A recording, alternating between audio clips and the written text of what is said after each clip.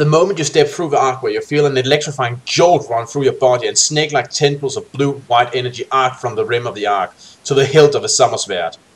A gasp of astonishment arrives from the acolytes, audible even above the howling wind. "We have an intruder in our midst!" screams Kadak, leveling his wizard staff at you accusingly. You find the paralyzing effect of the current and tug the sunsword free of its scabbard. For a moment, the current weakens as it absorbed and neutralized by the summer sword's divine energy. But then the tip of Kadak's staff ignites with crimson flame, and the current intensifies anew, numbing your limbs with its insidious effect. "Ha! I know you, intruder!" yells Kadak maniacally. "You are Lone Wolf, the doomed hero of a doomed realm! You are a fool to come here, Kai Lord! Your powers are no match for those of Nor, the king of the darkness!" Yeah, I sort of picture him a little like Palpatine at the moment. With this, he turns to the acolytes and throws up his hands triumphantly. "This night we shall celebrate a double victory, my brethren! The resurrection of Lord Vashna and the destruction of Grandmaster Lone Wolf!" The acolytes scream their approval, but their cheers... I thought we were Sun Knight at this Sunmaster, whatever. Yeah, but they're like 3 tiers. Kai Lord, Magna Kai Lord... Tiers, sorry. Kai Lord, Magna Kai, and Grandmaster. And then there's different grades of those tiers. Okay. The acolytes scream their approval, but their cheers drowned by the ever-increasing noise of the storm. Then you see that the storm itself is changing. A huge vortex of whirling cloud is descending from the heavens. A tornado whose deadly funnel is reaching down towards you. Okay. A tornado made from very malicious forces. Yeah.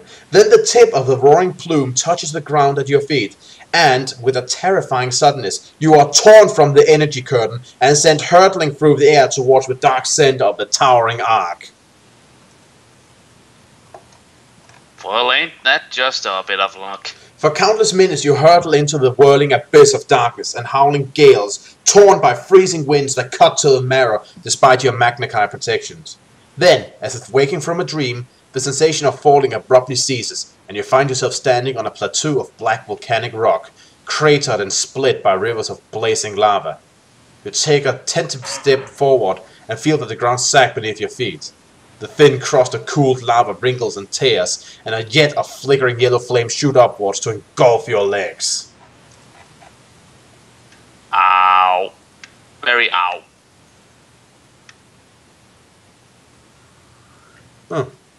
Your Nexus skills are sufficiently developed to protect you from the flames and hellish temperature, but you're amazed that your boots and clothing have not ignited.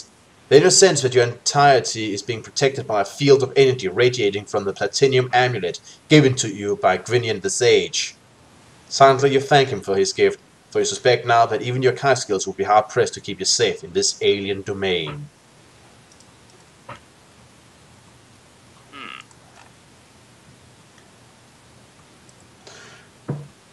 With difficulty, you cross the semi-molten terrain and reach an island of blue-grey basalt rock, strewn with cubes of obsidian and jet.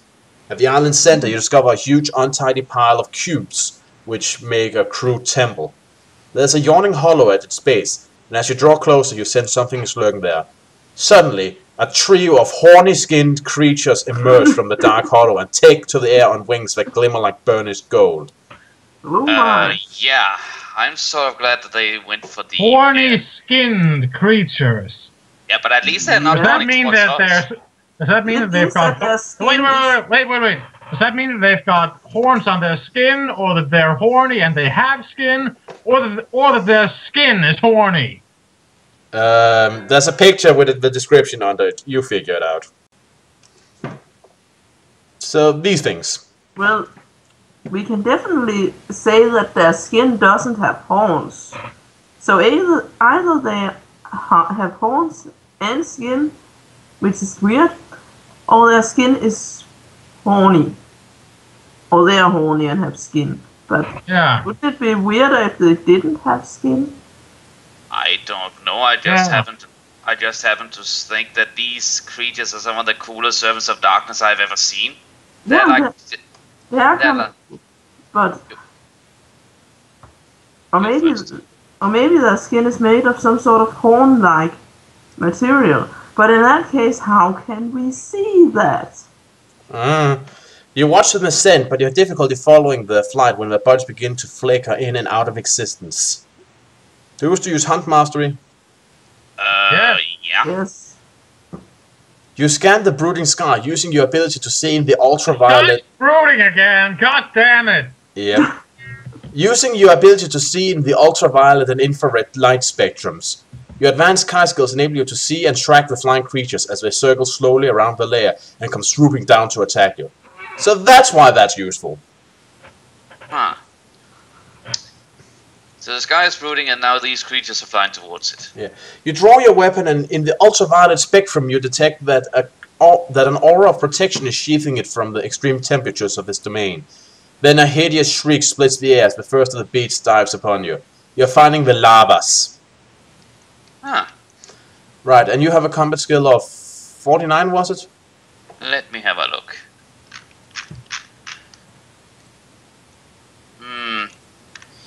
Total combat skill says 51. Right. Okay. So, Guvnir, you may roll a die. Thank you. 5. Okay. One of the horny skinned creatures passes you by and slashes out with its claw, tearing a gash in your side. You return the favor and slash open a bleeding deep hole in its side. You lose 2 endurance points. A fair trade for us. Roll a die again. 9. Right. 2 of the creatures die, but you swing your sword in a broad arc and they crash into the lava-filled crevices, both carved in 2. You roll the die again. Fair enough. 2. Right. The last creature screeches in anger and dives at you, lashing out with its claws, hitting you across the chin.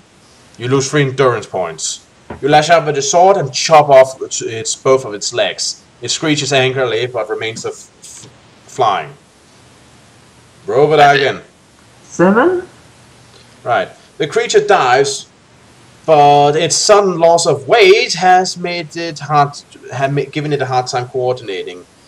And you use this to your advantage, turning it into a shish kebab. Ooh, delicious. Then we have an extra meal. I'm not eating anything of that. The moment you slay the first 2 of these deranged creatures, their bodies dissolve into a swirling cloud of steamy vapor. Now upon the death of the 3rd beast, the vapor unite and expand with breathtaking speed onto the basalt island, and the entire fiery plain beyond are engulfed by a thickening grey fog. You walk through the sea of mist for what seems like an eternity until your senses detect that something is circling high above you. At first you suspect that more of the golden-winged creatures have come hunting for you, but then you detect that it is something completely different. There is only one creature, and you sense that it is using a highly developed psychic probe in order to seek you out. Do you wish to use Grand Nexus? Yes. You stand perfectly still and concentrate on attaining the trance state needed in order to effect your transition from consciousness to suspended animation. You feel as if you are drifting off to sleep, although you have entered a state in which you appear to any outside observer to be dead. High above you, the unseen creature probes the fog for evidence of life force. Unable to detect any, it trails away to another part of its hellish plane in search of prey with which to feed its young. You hear the winged beast departing, and you bring yourself out of the death trance, awakening with a start. So that would be why that's useful.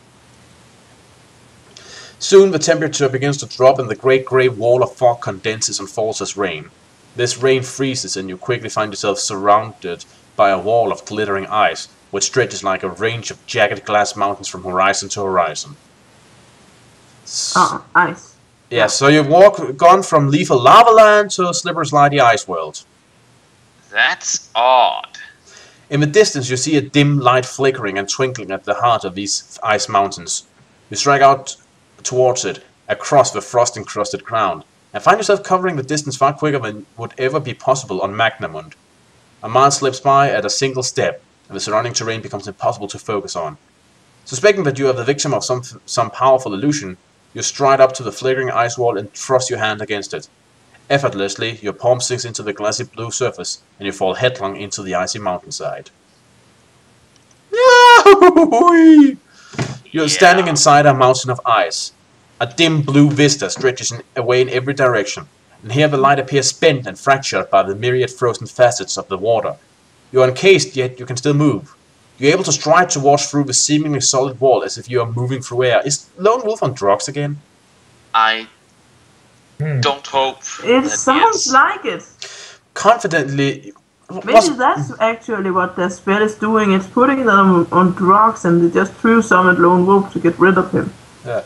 So while Lone Wolf's just running around at that cult meeting without his pants on, and screaming his head off, and Kadak's just like, just ignore him until he falls over. Pretty much. Okay. Confidently, you walk through the strange and terrible beauty of this crystal world, striding on towards the distant, dim, twinkling light that first drew you to the mountains. Slowly, the icy vastness begins to change, and you see new wonders. There are treasures, veins of gold, raw gemstones, chests of coins, pearls, and rubies. And there are graves and lost tombs, where corpses watch your passing with burning eyes. Their ghastly stares bleed the warmth from your body and leave you shivering with psychic shock. You lose 4 endurance points. Wow. At length you pass beyond the ice and emerge into the shadowy recesses of a vast cavern. Here you discover the source of the light, and in its dim glow you witness a scene that makes you tremble with fear. Before you stretches a gigantic cavern.